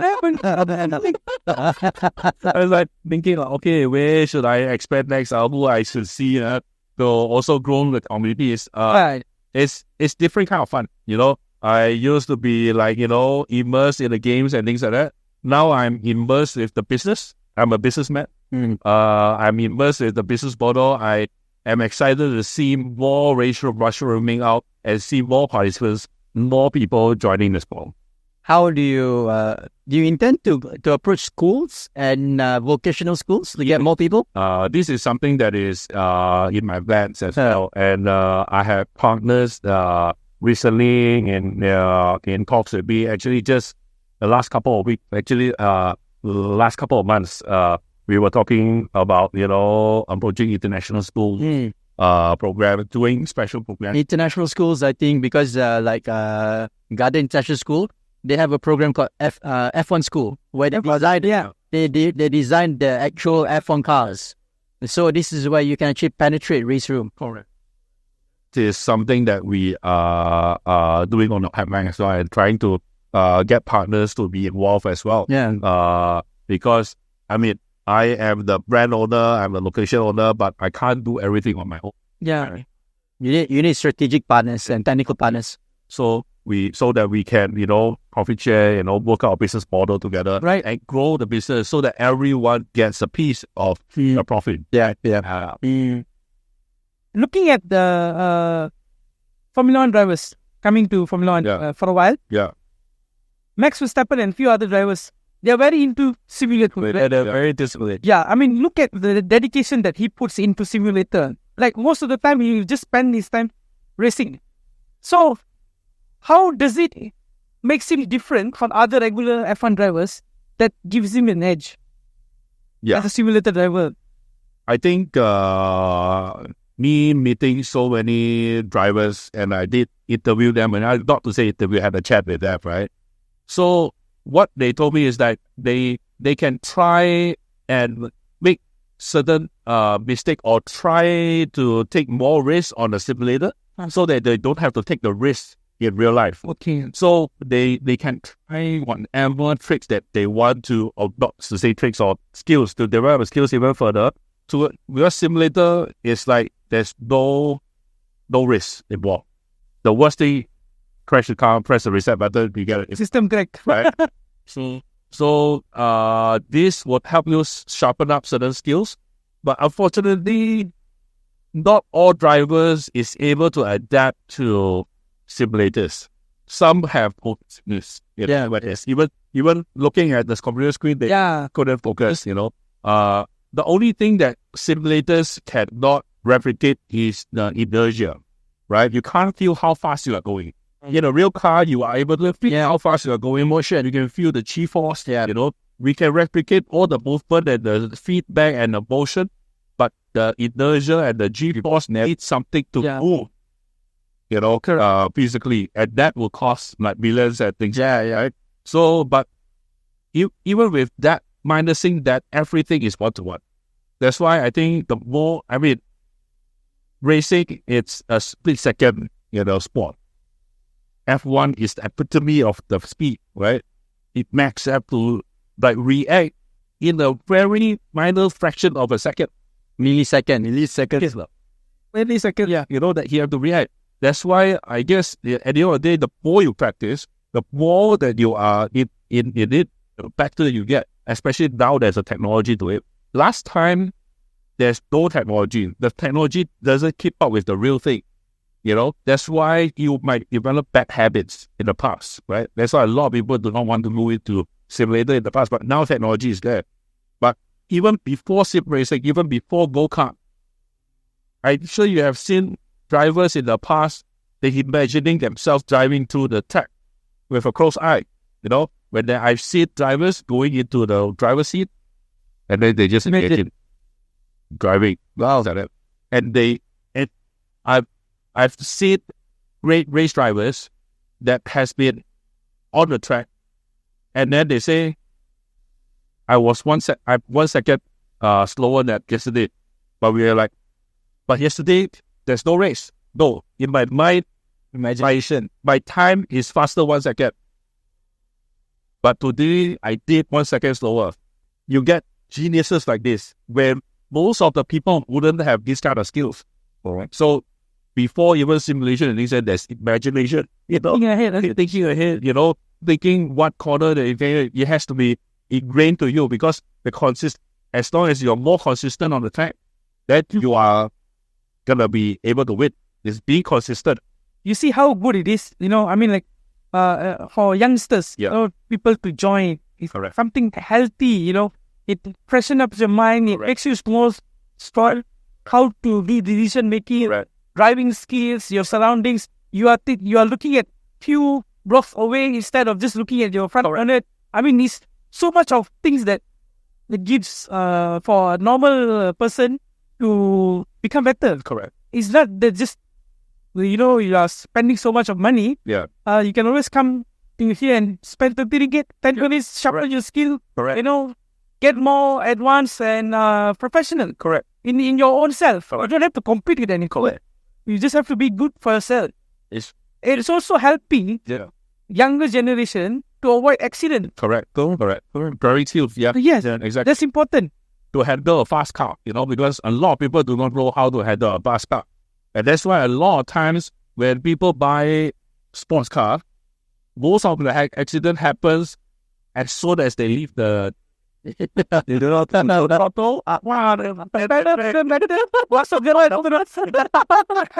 And this what majority of the guys, when they first tried the simulator, they say, why my customer and then what? The show control. So that's hard than reality, and that's where you know how to control your throttle, how you brake, how you what's the next development phase for race room in terms of your equipment? Now you have force feedback, you have the motion already. So anything else that they are planning to incorporate? We'll have a lot on in R&D. We even have far advanced actuators and more DOFs and things like that.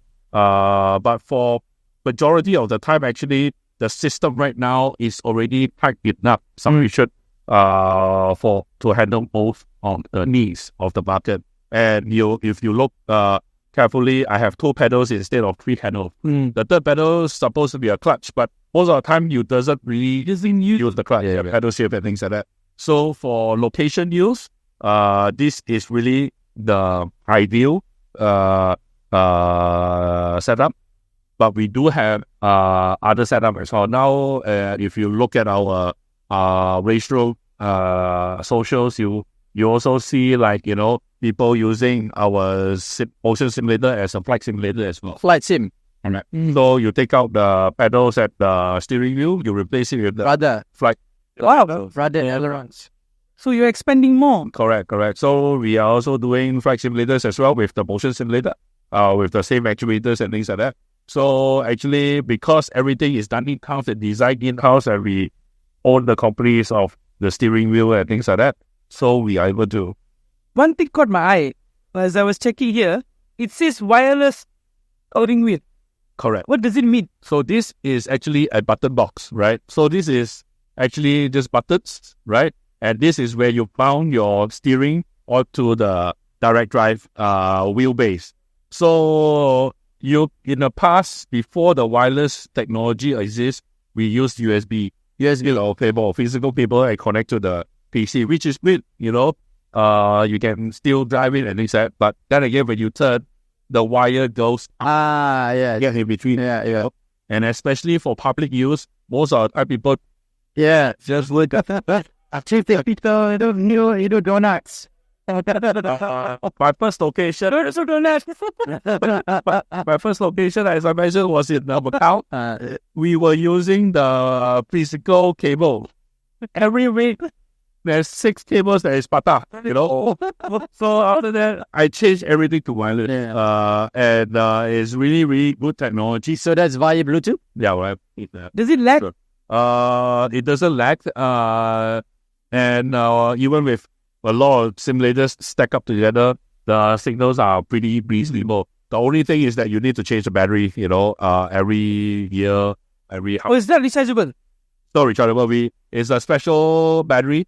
To charge it, then we actually can implement it to charge it, but it's better to just replace the battery. How much does it cost? It's just 1 ringgit. For battery. So you Are you sure? Are you sure? This is the round batteries, right? It's like a AAA battery, but shorter. Maybe falls off, but A few ringgit. A few ringgit. Buy it out. A few ringgit, yeah. And a few ringgit for a battery. my God. So you can keep a stack. Yeah. But don't keep, from experience, don't keep too much of these batteries, because the battery, after some time, it will drain off just like the normal battery. So just keep a few, and then when you need it, just buy a few more.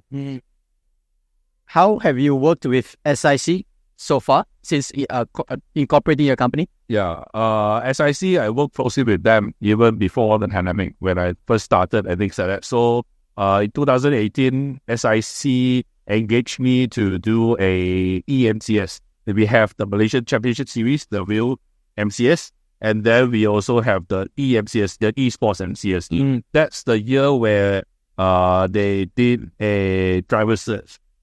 High Ref was the team who was sponsor the driver. Right. And Rachel is there for all 5 rounds, even S1 team, to basically scout 6 top drivers, and who one of the 6 would be a real race driver to compete in the following year. So Adi Rahimi, one who is selected, and then in his debut race the following year, he's the world champion. Even in S1K, most people have one more partner. Yeah. 2 drivers, Adi Rahimi, 2. everything himself, and he's the overall champion. Seriously? Correct. On 1,000 kilometers. So yeah, that was the 2018. So how's the duration for the S1000 kilometer? 1,000 kilometers is quite long. Yeah. Kilometer quite a long time. Like 1,000. 300 kilometers is about 56 laps. So 56 times 3 is about 150 laps. Almost. Yeah, without it. The simulator cope with this. No, this is the real race. This real race car.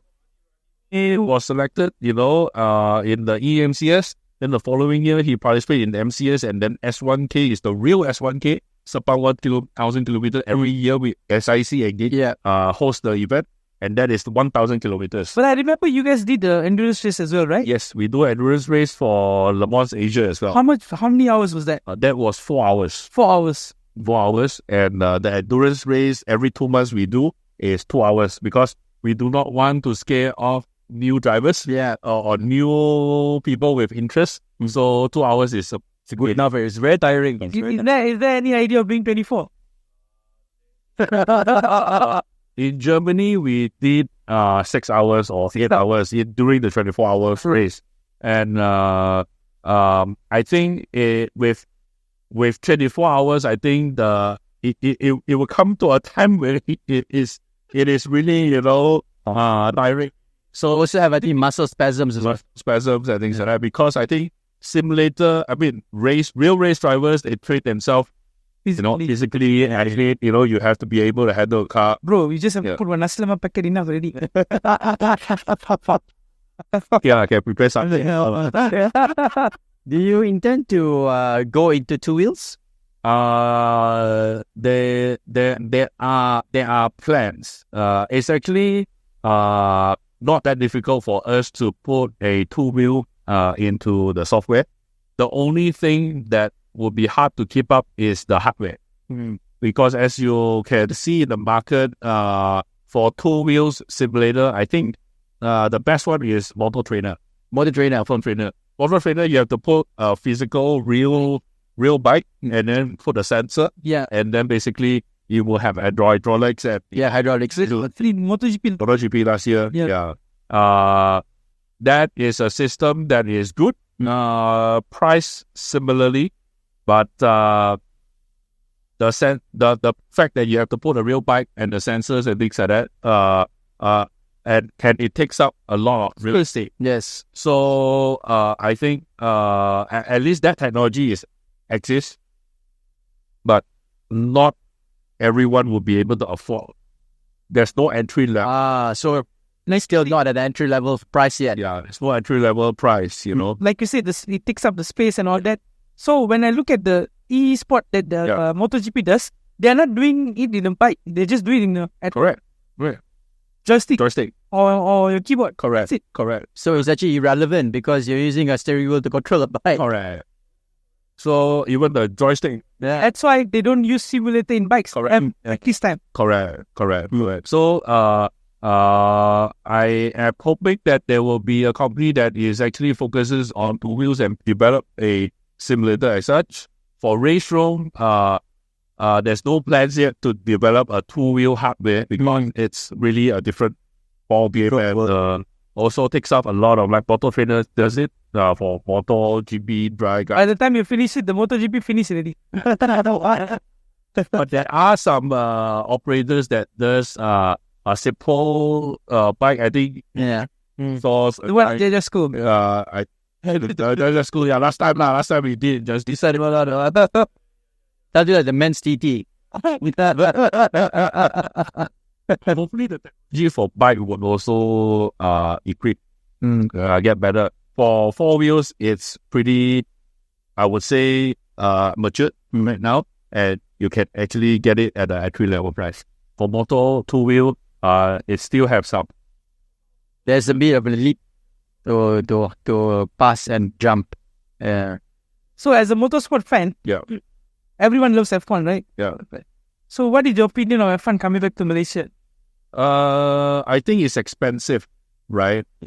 226 million. Yeah, and like $70 billion, right? Yeah. I think when we started F1 in Malaysia, those days Malaysia was only paying like 21 million US dollars. And then, with the exchange rate back then was 2.8 or something. Of course, right now, even 70 million, I think, with our oil company in Malaysia and things like that, they will be able to sponsor it as well, because I think oil company works in US dollars, so they are able to hedge that one. But 70 million, US dollars might be a bit steep. And I would, of course, hope F1 will come back to Malaysia. Thank you. Yes. So we have another one coming, wanting to come back. But of course, the decision is not ours. Yes, to make, but of course. Because it's sad to see, like neighboring countries are bidding for it. Thailand is coming, Indonesia, Yeah, German Hockey is coming back. So, I mean, it hurts. But I mean, the price is expensive for our exchange rate. Yeah. But now Malaysia is becoming more attractive for tourists to come because of the lower exchange rate. So actually, they should consider. At the same time, F1 is no longer the F1 that we see before. Yeah. When I went there, at that point of time, there were crowds. Yeah. It's not that there was no crowd. Yeah. There was. Yeah. But now F1 is more global. More to people like, normal people. Even they know what is Formula 1. So, I mean, the accessibility is there. Yeah. Just that we need to think about strategize properly the marketing. Yeah. Other than that, we are all good and fine. The track is awesome. Correct. And I see some of my friends that weren't interested in motorsport, and suddenly they were interested because of Netflix Drive to Survive. That's my point. Yeah. So sad. I mean, all my friends that are not interested, suddenly they talk about it. I say, hey, hotel. I was this, if you ask someone who is Hans Allen friends, they won't know. But if with the current generation, they would list the whole grid. They would know the whole grid. Yeah. You watch Drive to Survive. Exactly. So I think it's like you say, Kumar, it's a different franchise. There's more eyeballs. There's more people knows about F1 nowadays. Yeah. I hope. Yeah, you hope. Actually, I hope that We wait to see. I was lucky to be able to do the simulator racing event for Petronas 2017. That was the final year. Why are in the Petronas booth? Petronas flew in KLCC. Yeah. Oh, That on course. outside where the fountain is. Where they had a camp. And then at that time, Bottas was on this simulator, the Fanatec simulator. Oh, no. This simulator. Right. He was behind. Yeah, his timing was so fast. Everyone was trying to beat, and I got the Sepang track developed just for that event. And He didn't have the side drive. He scanned the Sepang track and took 50,000 photos of who my God and developed 50,000 photos. just me alone. At that time, I was alone. I was the one taking the photos. At that time, the CEO for Sepang was Datuk Raslan. Ratu Razlan, yeah. Datuk Raslan was the one who gave me the opportunity to scan the track and have it into race room. So I scanned the track and basically take 50,000 photos. At that time, I had my art team, the guy who draw the 3D art and things like in Malaysia. So my team developed the Sepang track and put it on time just for the prototype. Oh, fantastic. It took 7 months. 7 months. And what was Bottas' time? Bottas' time was 1:32. I know. Yeah, what made it 31 or 32, if I remember it correctly. As I was saying the story, my artist or everyone in race room was, when we have the Sepang track, everyone was beating the time, right? Oh, yeah. The best left start that they can do is 1:33, right? On 1:34. Who shot already? Then Bottas came in, and actually Bottas was like just a normal customer like that. At that time, one of my staff wasn't a motorsports fan. So he's like, oh, you have to go down to console, you have to buy the ticket back. You're going to fuck me, but I don't understand you didn't anymore. But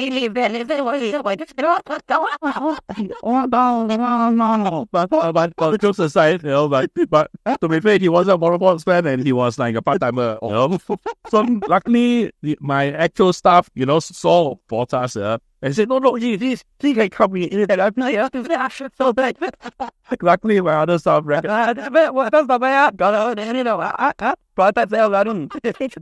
giant Bottas for a race. The guy. That would be a great story. And then Bottas registered himself and he did the first lap 132. Whoa. 1 second faster than everyone else. They're like, What was his comments about your system? his comments was, it's really he get used to it instantly. That's why in the first lap he already did, So the adaptability was very good. very, very good. So that was his comment. And then I thought he would only, at that time I wasn't there in person, right? But the next morning I was there, he was there, Lewis Hamilton was there, and also Petronas invited the top 10 athletes in Malaysia, Goh Liu Ying, Azizu Awang, the rugby player, he was there as well, right? Yeah. So the next morning I was able, but Bottas, after the first 10-minute round, he went back to the kiosk, he hit his name again, and then he tried a second round again. That's why he do. What is Lewis that? Lewis Hamilton didn't. I think Lewis was having a special contract with another simulator company. So he Cannot go back. Yeah. He Not. I think Lewis also Exclusive rights. he has exclusive rights or he have a lot of companies signing. But if I'm not wrong, he didn't like simulator. Yeah, that was his comment, and also I'm not too sure whether is it still the case today. But at that time, I think he didn't try out a simulator. Even the next morning, when Lewis, Bottas, and the top 10 athletes, they did exercises and things like that. And the top 10 athletes and also Hafiz Sharin, in the mix as well, and that they were competing. And Hafiz was really addicted to the simulator. Even when photo time, he wasn't there. Then people grabbed him, put him on the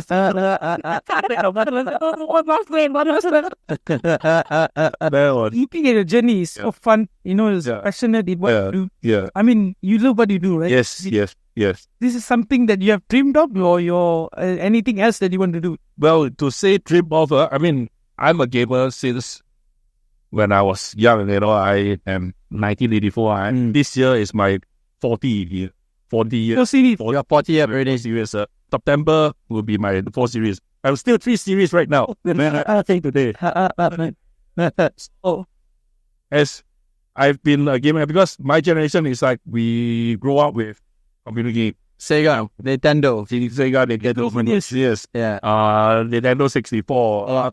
Xbox, PlayStation 1, 2. We started from the The GBA. Black and white, not even white. That one is can barely see the and then from PC 4 and 6 we put a display in Jones, those days, to today, video games has evolved so big. And from young I was like, I don't think I will ever be sick of video games. I want to be like, in a video games business, But that was just a thought, like, how to be a video game and how to be in the video game business. Like, no idea. Yeah. Both my parents are in insurance, they are insurance men. Oh, okay. Selling insurance and things like that. All right. And when and I studied programming. I'm a programmer. You did program software. During my university days, I already started developing softwares and selling softwares. During my uni days, at that time I was a web developer, PHP, PHP, MySQL, and all that. So I'm a programmer, and that's why I'm wearing glasses today, because there's no LED or LCD. Yeah. Get ray tube like RGB is stronger. bigger than my stomach.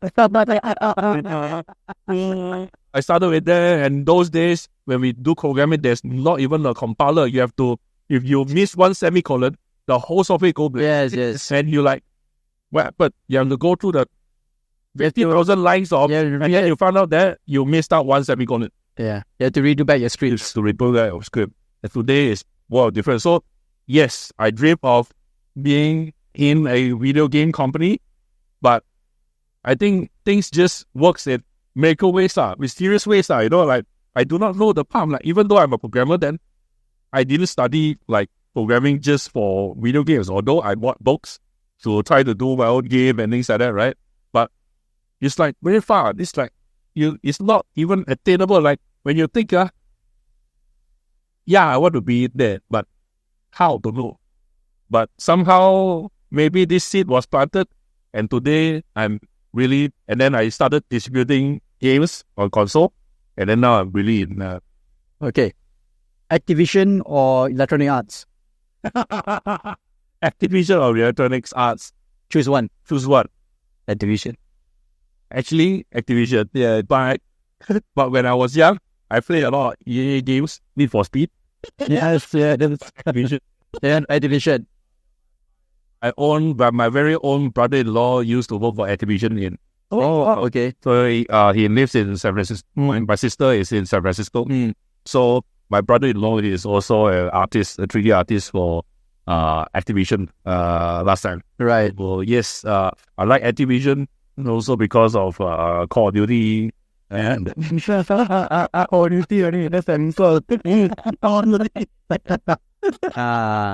okay. Forza Motorsports or GT? I would say GT. I better GT. GT. Yeah, those days. Yes. How about Need for Speed? Yes. Need for Speed was the first racing game. You cannot simulate racer, arcade racing. You can just hantam everywhere. Yeah, start anywhere. You still go on.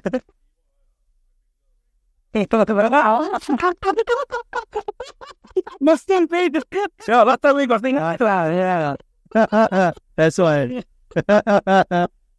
So for Formula One season 2024, who are you banking on? Interesting. I actually like Mac. Some similarities here.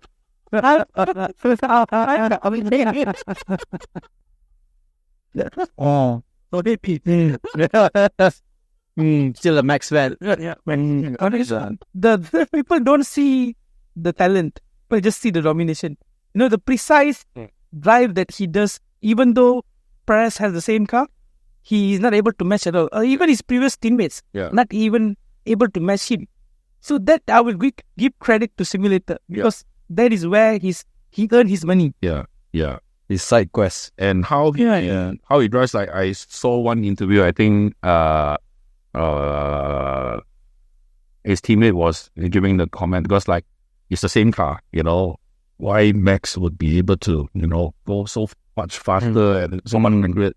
Like the interview was like, you know, he said like, imagine your mouse, you put it the sensitivity to the max, right? Usual people when you move the mouse, you'll be like, oh, what is it? But Max is able to, with high sensitivity, he can still control it perfectly. Wow. You know? So like it's the same car, but it's like the analogy I instantly able to understand. It's just like high sensitivity on the mouse, and Max is able to control even such a high sensitivity at the perfect position. Beautiful. Well, as you can imagine, guys out there, Simulator is just not for play, for fun. It can also be build your career. Correct. You know, become a professional racing driver. Correct.